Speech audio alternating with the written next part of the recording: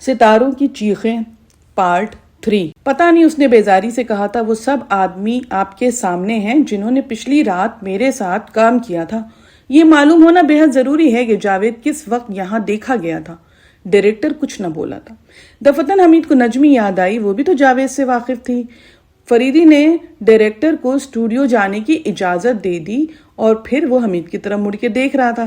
شاید میں اس سلسلے میں آپ کی کچھ مدد کر سکوں، حمید نے آہستہ سے کہا۔ بکو، ابھی ایک مچھلی میرے ہاتھ سے نکل گئی۔ تم پچھلی رات کہاں تھے؟ رمی کھیلنے بیٹھ گیا تھا ایک جگہ، صبح ہو گئی تھی۔ لاش دیکھ چکے ہو؟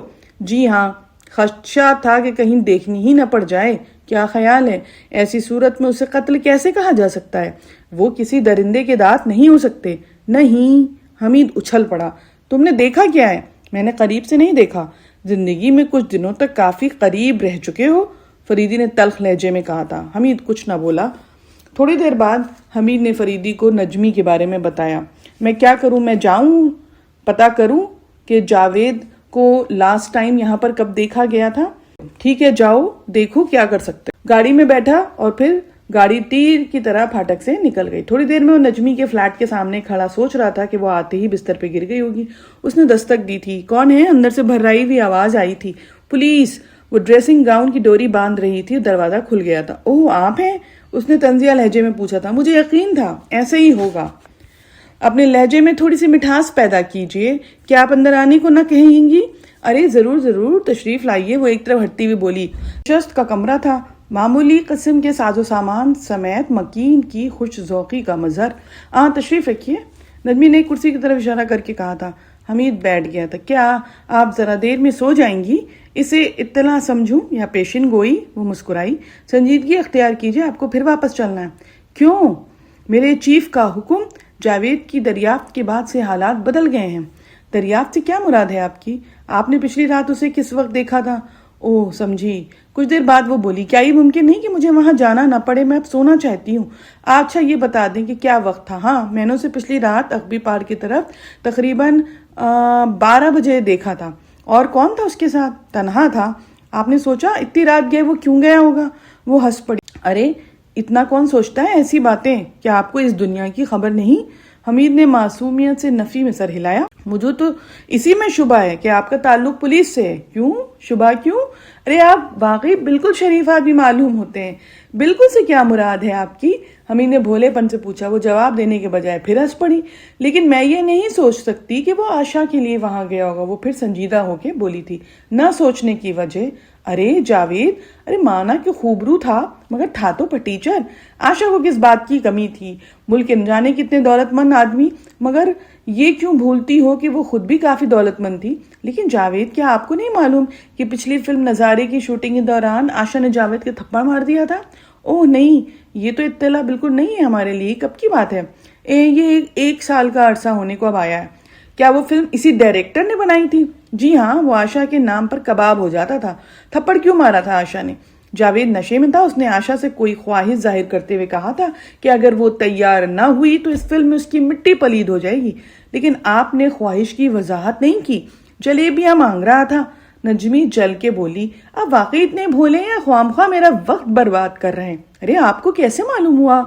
حمید نے حیرت سے کہا۔ کیا معلوم ہوا؟ یہی کہ میری عرفیت بھولے میاں ہے۔ حمید شرما کے بولا اور وہ بے ساختہ ہنس پڑی۔ پھر سنجیدہ ہو کے اسے گھورتی ہوئی بولی، آپ چاہتے کیا ہیں؟ میں دراصل یہ نوکری چھوڑنا چاہتا ہوں۔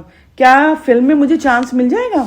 کیوں نہیں، اگر آپ کے پاس پیسہ ہے تو آپ پروڈیوسر بن سکتے ہیں۔ میرا مطلب تھا ہیرو ویرو۔ مجھے بیوقوف نہ بنائیے، رحم کیجیے میرے حال پہ، ورنہ یہ نیند میرے بے ہوشی کے طور پہ طاری ہو جائے گی۔ اچھا ٹھیک ہے، پھر صحیح۔ حمید اٹھتا وہ بولا، میں جاوید سے متعلق آپ کا بیان لے چکا ہوں، لہٰذا اب یہ ضروری نہیں کہ آپ اسٹوڈیو جائیں۔ کبھی بھی ملتے رہیے گا، خاصے دلچسپ آدمی ہیں آپ۔ اچھا، حمید نے کہا اور وہاں سے نکل آیا تھا۔ تھوڑی دیر کے بعد وہ واپس اسٹوڈیو پہنچ گیا تھا۔ رمیش نے بتایا کہ فریدی اخبی پارک میں ہے، جہاں سے لاش اٹھوائی جا چکی تھی۔ حمید وہاں پہ آیا تو فریدی کچھ ادھر ادھر دیکھ رہا تھا۔ میں نے اس لڑکی سے مطلب نجم السحر سے پوچھ گچھ کر لی۔ اس نے بتایا کہ وہ جاوید کو اس نے 12 بجے اخبی پارک کی طرف جاتے دیکھا تھا۔ اور کچھ اور یہ کہ پچھلی فلم نظارے کی شوٹنگ کے درمیان آشا نے جاوید کے تھپڑ میں مارا تھا. حمید تفصیل بتائی. فریدی کچھ سوچ رہا تھا. اگر وہ جاوید کی انتقامی کارروائی تھی تو پھر خود جاوید کو کس نے قتل کر دیا؟ وہ کچھ کہتے کہتے رک گیا. فریدی ادھر ادھر دیکھ رہا تھا. جگہ جگہ مالتی کے جھنڈ بکھرے ہوئے تھے. دفتن حمید نے فریدی کو ایک قریبی جھنڈ کے نزدیک بڑھتے دیکھا اور جھپٹ کے اس نے کوئی چیز اٹھائی تھی. حمید نے پھرتی سے اس کے نزدیک پہنچ کے دیکھا کہ فریدی نے کیا اٹھایا تھا. مالتی کی گھنی شاخوں میں کپڑے کا ایک ٹکڑا الجھا ہوا نظر آیا تھا. فریدی نے اسے کھینچ کے جب باہر نکالا وہ گہرے براؤن رنگ کی ٹائی ثابت ہوئی جس پر کئی جگہ خون کے دھبے تھے. فریدی پرتفکر انداز میں دھبوں کو ٹٹولتا رہا. حمید کی طرف مڑ کے بولا جاوید کے گلے میں ٹائی نہیں تھی؟ ممکن ہے شروع سے نہ رہی ہو. وہ پھر سوچ میں ڈوب گیا. حمید بری طرح الجھ رہا تھا اس لیے خلا میں گھورتا ہوا بوریت کے اظہار کے لیے طرح طرح کے منہ بناتا رہا. اور یہ نئی بات نہیں تھی. ایسے مواقع پہ ہمیشہ وہ بوریت کا شکار ہو جاتا تھا. جب اس کی حیثیت محض ہمراہی کی سی ہوتی تھی. وہ کامچور نہیں تھا. کوئی کام سونپا جاتا تو پائے تکمیل تک پہنچاتا لیکن خود سے کام سمیٹنے پھرنے سے اس کو قطعی دلچسپی نہیں تھی. بہرحال کچھ تو بوریت تھی کچھ پچھلی رات کی تھکن. وہ نکل بھاگنے کی راہیں تلاش کر رہا تھا. دفتن فریدی نے اس کی طرف مڑ کر کہا تھا ابھی تک کسی نے جاوید اور آشا کے کسی جھگڑے کے متعلق کچھ نہیں بتایا. یہ لوگ اتنا ہی بتاتے ہیں جتنا پوچھا جائے. کسی اور سے بھی پوچھو. فریدی نے عمارت کی طرف اشارہ کرتے ہوئے کہا تھا. حمید نے طویل سانس لی اور وہ یہی چاہتا بھی تھا لیکن دشواری یہ تھی کہ اس وقت وہاں ان لوگوں میں سے کوئی موجود نہیں تھا جنہوں نے فلم نظارے کی تکمیل میں کسی نہ کسی طرح حصہ لیا تھا. پھر بھی وہ اپنے بجھے ہوئے ذہن سمیت اسٹوڈیو کی عمارت میں چکراتا پھرا. مقصد کیا تھا وہ سوچ بھی رہا تھا لیکن کچھ بھی فائدہ نہ ہوا. راجن کا بیان یاد آ گیا. اس کی دانش میں معرفی ایک انجیکشن دینے والا حمید تھا. ٹہلتے ٹہلتے وہ ایک جگہ رک گیا اور پھر اس نے اپنے پائپ میں تمباکو بھری. اس کی پشت پر کسی کمرے کا دروازہ تھا جس کا ایک پارٹ بھیڑا تھا. دوسرے کی پوزیشن ایسی تھی کہ اس جگہ کھڑے ہو کر کمرے کے اندر نہیں دیکھا جا سکتا تھا. دفتر اندر سے کسی نے کہا یار مانگ لے تھوڑی سی تمباکو آخر برائی کیا ہے.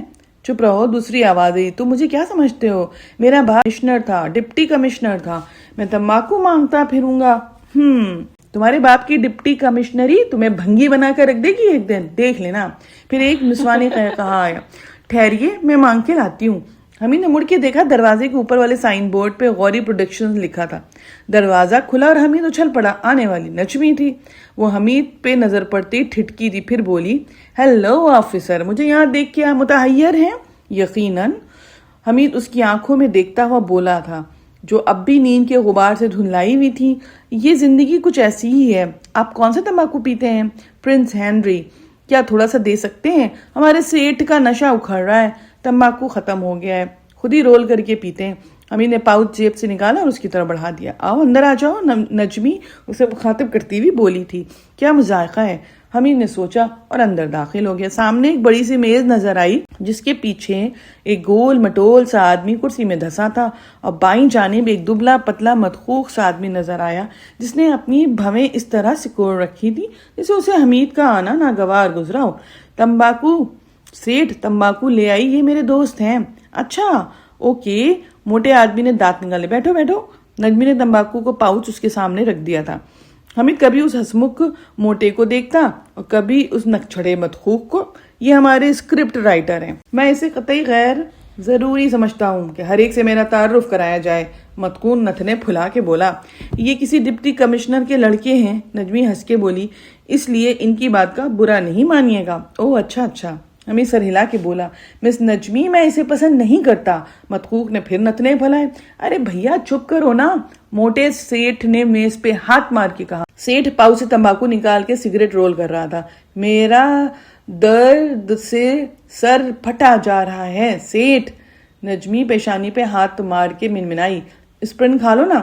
ارے مجھے نیند آ رہی ہے. چلتے ہیں چلتے ہیں. بلوایا کیوں تھا جب کوئی کام نہیں تھا؟ ارے بہت کام ہے بھائی.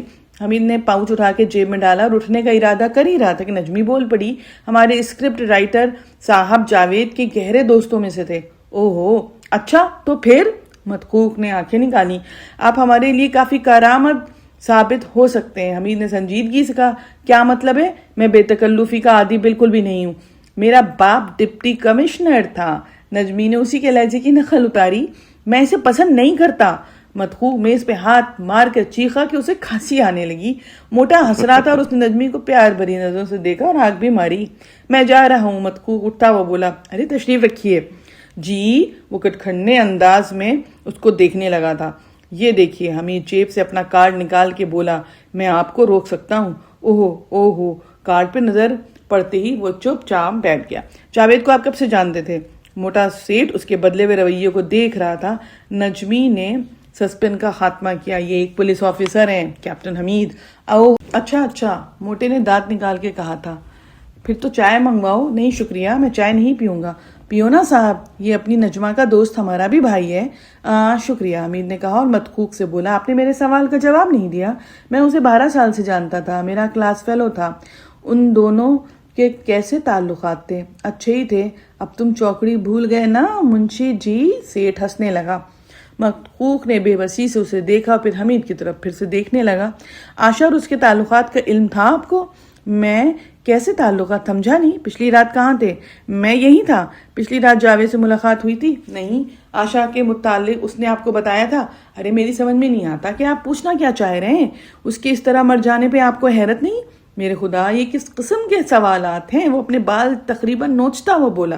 وہ آج یہاں ایسی حالت میں پہنچا تھا، لڑکھڑا کا گرا اور گرتے ہی دم توڑ دیا تھا۔ جی مجھے معلوم ہے، اسے کسی نے زخمی کیا تھا۔ کیا آپ کا خیال ہے کہ وہ میں ہو سکتا ہوں؟ میرے سوال کا آپ جواب دیجئے۔ میں کیا بتاؤں، میں تو ساری رات یہاں رہا اور اب بھی آپ یہیں دیکھ رہے ہیں۔ ویسے وہ جھگڑالو آدمی تھا، شراب پی کر اور بھی بددماغ ہو جایا کرتا تھا۔ کسی نے پیٹ دیا ہوگا۔ پچھلے سال اس کا آشا سے جھگڑا ہوا تھا، آپ کو علم ہے؟ جی ہاں، میں نے سنا تھا۔ اسی کی زبانی؟ جی ہاں، آشا نے اسے تھپڑ مارا تھا۔ اس کے بعد وہ جب بھی نشے میں ہوتا اسے آشا کا تھپڑ یاد آ جاتا تھا۔ اور وہ کیا کہتا تھا؟ یہی کہ کسی دن اسے مزہ چکھائے گا۔ آخری بار اس نے یہ بات کب کہی تھی آپ سے؟ کاش میں ڈائری لکھنے کا عادی ہوتا، وہ روحانسی آواز میں بولا تھا۔ ذہن پہ زور دیجئے، آپ تو بہت ذہین آدمی معلوم ہوتے ہیں۔ مجھے ابھی تک آپ کا نام نہیں معلوم ہوا۔ مجھے فیاض کہتے ہیں، فیاض نجدی۔ وہ منمنایا۔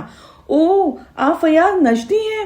حمید نے حیرت سے دہرایا اور بے حد خوش ہو کے مسافے کے لیے ہاتھ بڑھا دیا۔ آپ سے مل کر بے حد خوشی ہوئی۔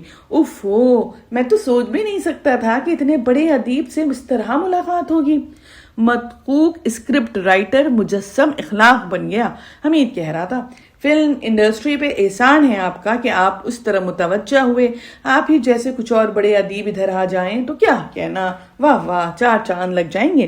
شکریہ، میں کس قابل ہوں؟ ارے نہیں منشی جی، تم بہت بڑے قابل ہیں جب ایسا بابو لوگ تمہارا تعریف کرتا ہے، سیٹھ بولا تھا۔ یہ بہت بڑے پولیس آفیسر ہیں جناب، اسکرپٹ رائٹر فیاض نجدی نے کہا۔ ارے باپ رے باپ، سیٹھ بوکھلا کے کھڑا ہوا۔ بیٹھیے سیٹھ صاحب، ہم دوستانہ فضا میں بات کر رہے ہیں، حمید بولا۔ اچھا صاحب جی، بابو جی۔ وہ بیٹھ گیا تھا۔ ہاں تو نجدی صاحب، یہ جاوید۔ ارے جناب بس کیا عرض کروں، ادھر کچھ دنوں سے وہ اس پر مہربان ہو گئی تھی اور وہ نشے کی حالت میں اسے گالیاں دینے کے بجائے اس کی بے بسی پہ روتا تھا۔ بے بسی پر رویات کرتا تھا؟ کیوں؟ حمید نے حیرت سے پوچھا۔ جی ہاں، بے بسی کہہ لیجئے۔ اس کی نانی اسے کڑی نگرانی میں رکھتی تھی۔ آپ کو اس تبدیلی پہ حیرت تو ہوئی ہوگی؟ جی ہاں، بہت پوچھنے پہ اس نے بتایا کہ آج کل دونوں کا رومان چل رہا ہے۔ آپ کو اس پر زیادہ حیرت ہوئی ہوگی؟ ہاں بالکل، اور وہ بھی چھپ چھپ کر، ظاہر سی بات ہے۔ اچھا یہ بتائیے، پچھلی رات بھی کیا ایسا ہوا ہوگا؟ ملے ہوں گے دونوں؟ ہو سکتا ہے، سننے میں آیا ہے آشا اپنی نانی کو یہ کہہ کے لائی تھی کہ ڈائریکٹر نے طلب کیا ہے، حالانکہ ایسا نہیں تھا۔ پھر جاوید ہی کے کیمرے میں خرابی واقع ہوئی اور شوٹنگ 11 بجے روک دی گئی۔ آشا یہاں پہنچی اور اپنی نانی سے بضد ہوئی کہ اب گھر نہیں جائے گی، معاملہ صاف ہے۔ وہ خاموش ہو کے فخریہ انداز میں حمید کو دیکھ رہا تھا۔ جناب، حمید نے حیرت سے کہا، آپ تو واقعی بلا کے ذہین ہیں۔ اب اس سے اندازہ کر لیجئے کہ کیا ہوا ہوگا۔ وہ پرجوش آواز میں بولا۔ دونوں اخبی پار گئے ہوں گے۔ آشا کے کسی دوسرے چاہنے والے نے جو پہلے ہی طاق میں رہا ہوگا، دونوں پہ قاتلانہ حملہ کیا۔ ہو سکتا ہے جاوید صبح تک بے ہوش پڑا رہا ہو۔ بس یہ سب باتیں پبلک کے سامنے کہنے کی نہیں ہوتی، حمید نے ہاتھ اٹھا کر کہا۔ نجدی خاموش ہو گیا، لیکن اس کے چہرے پہ جیسے سرخی پھوٹی پڑتی تھی اور آنکھیں چمک رہی تھی۔ دوسری طرف نجمی حمید کا کارڈ ہاتھوں میں لیے کبھی حیرت سے حمید کی طرف دیکھتی اور کبھی کارڈ کی طرف۔ کچھ دیر بعد حمید نے کہا، نجدی صاحب آپ کو تحریری بیان دینا ہوگا۔ بہتر جناب میں لکھتا ہوں، آپ لکھیے، پولیس والے نہیں لکھیں گے۔ اور ہاں دیکھیے فسانہ نہ بنا دیجیے گا، بس جو ہے وہی لکھیے گا جو ہمارے مطلب کا ہے۔ جی میں سمجھتا ہوں، پھر تو اب اجازت دیجیے۔ حمید اٹھتا ہوا بولا اور نجمی کی طرف دیکھ کر بولا، اور آپ میرے ساتھ دفتر تک چلیے، آپ کا بھی بیان لینا ہوگا۔ چلیے۔ نجمی اٹھ کھڑی ہوئی تھی۔ کتنی دیر میں چھٹی ہوگی؟ سیٹھ نے بے بسی سے پوچھا۔ رات سے پہلے تو ناممکن ہے، حمید نے کہا اور باہر آیا۔ تو آپ کیپٹن حمید ہیں؟ جی ہاں۔ تو اتنا بن کیوں رہتے؟ چلو گھر چھوڑ آؤں، شام تک سوتی رہنا، کوئی ڈسٹرب نہیں کرے گا۔ اس سلسلے میں شکر گزار ہوں، ورنہ گھر کے بجائے مجھے سیٹھ کی کوٹھی پہ جانا پڑتا۔ بڑی واہیات زندگی ہے، آگے بڑھنے کے لیے کیا کچھ کرنا نہیں پڑتا۔ مگر خوب گھسائی کی اپنے نزدیکی، وہ بھی کبھی اتنی باتیں نہ کرتا اگر آپ اس کی تعریف نہ کرتے۔ ہاں بیچارہ ادیب، یہ لوگ کمزوریاں رکھتے ہیں۔ وہ بھی گاڑی میں بیٹھنے بھی نہ پائے تھے کہ سیٹھ نظر آیا جو لڑکھڑاتا ہوا آ رہا تھا۔ حمید اس طرح مڑا کہ اس کے قریب پہنچنے پہ ہاتھ گما دے گا۔ غالباً نجمی بھی یہی سمجھی تھی، کیونکہ دوسرے ہی لمحے میں اس نے بوکھلا کے کہا، دیکھیے بات نہ بڑھائیے گا، میرے مستقبل کا سوال ہے۔ سیٹھ قریب پہنچ گیا اور اس نے کھگیا کے کہا، جناب آج رات کو میری کوٹھی پہ فنکشن ہے، آپ آئیے گا اور انہیں بھی لائیے گا۔ اس نے اپنا کارڈ حمید کی طرف بڑھایا جو لے لیا گیا۔ ضرور آؤں گا، انہیں بھی لاؤں گا، بے فکر رہو۔ حمید نے نجمی کے لیے گاڑی کا دروازہ کھولتے ہوئے کہا، جی بہت شکریہ۔ سیٹھ نے کہا اور اس وقت تک کھڑا رہا جب تک کہ گاڑی چل نہیں پڑی تھی۔ کیا خیال ہے؟ حمید نے اسٹوڈیو کے پھاٹک سے گزرتے ہوئے پوچھا۔ بہت اچھا رہا، میں سو سکوں گی، اب مجھ میں اتنی ہمت نہیں کہ آج دوبارہ مجھے کوئی بور کر سکے۔ پچھلی بار مجھے سائیڈ ہیروئن کا رول مل رہا تھا، میں اسے کسی قیمت پہ بھی اب کھونا نہیں چاہتی۔ اس سے پہلے تم کیا کر رہی تھی؟ ایکسٹرا، جس کی کوئی اہمیت نہیں ہوتی، جو محض اس توقع پہ خود کو تباہ کرتی رہتی ہے کہ شاید کبھی کوئی چانس مل جائے۔ پڑھی لکھی معلوم ہوتی ہو۔ گریجویٹ ہوں حضرت۔ تعجب ہے، اس کے باوجود بھی وہ کچھ نہیں بولی تھی، لیکن اس کے چہرے پہ ناگواری کے آثار تھے۔ بہرحال یہ دنیا ہر اعتبار سے عجیب ہے۔ حمید تھوڑی دیر بعد بولا، اصلاً میں ایک طوائف کی بیٹی ہوں، سمجھے حضور، میرے لیے یہ دنیا قطعی عجیب نہیں ہے۔ اوہو، تم یہ بتاؤ، کیا تم اپنی موجودہ زندگی سے مطمئن ہو؟ کیوں نہ مطمئن ہوں؟ اس نے سنجیدگی سے پوچھا، لیکن حمید کے پاس کوئی جواب نہ تھا۔ تھوڑی دیر بعد خود نجمی نے موضوع بدل دیا تھا۔ آپ لوگ مردنگ کو آج تک نہ پکڑ سکے؟ ہماری معلومات کے مطابق وہ سرحد پار کر گیا ہے۔ میں سوچتی ہوں کہیں اس قتل میں اس کا ہاتھ نہ ہو۔ آپ اسے قتل کیوں سمجھ رہی ہیں؟ ہو سکتا ہے کوئی درندہ۔ پرانی بات ہے، آپ کے چیف کرنل فریدی نے اسے موقع پر ہی قتل قرار دے دیا تھا، میرے لیے نہیں اطلاع ہے۔ انہوں نے بہترے لوگوں کے سامنے اپنے اس خیال کا اظہار کیا تھا، یہ بھی کہا تھا کہ یہ کسی ایسے جنونی کی حرکت ہو سکتی ہے جو سیڈسٹ ہے۔ کیا مردنگ ایسا تھا؟ خدا جانے، اس سے ملنے کا مجھے اتفاق تو نہیں ہوا کبھی۔ اس کے قبل کہ کچھ کہتا نجمی کی قیامگاہ آ گئی۔ بہت بہت شکریہ، وہ گاڑی سے اترتی ہوئی بولی۔ سیٹ کے فنکشن کا کیا رہا؟ تو کیا تم سچ مچ یہی ظاہر کرنا چاہتی ہو کہ تم نے سارا وقت میرے ساتھ گزارا؟ نجمی نے سر ہاں میں ہلایا۔ میں یہی ظاہر کرنا چاہتی ہوں۔ اوکے بائے بائے، حمید نے کہا اور گاڑی آگے بڑھ گئی، کیونکہ اس کے ذہن پر بھی غنودگی کے بادل چھا رہے تھے۔ وہ گھر پہنچتے ہی ڈھیر ہو گیا، لباس بھی تبدیل نہ کیا تھا۔ اگر آپ ہمارا چینل سبسکرائب کر چکے ہیں تو چیک بھی کر لیا کیجئے، نوٹیفیکیشن کا جو بیل کا آئیکن ہے اسے پریس کر دیجئے۔ شکریہ۔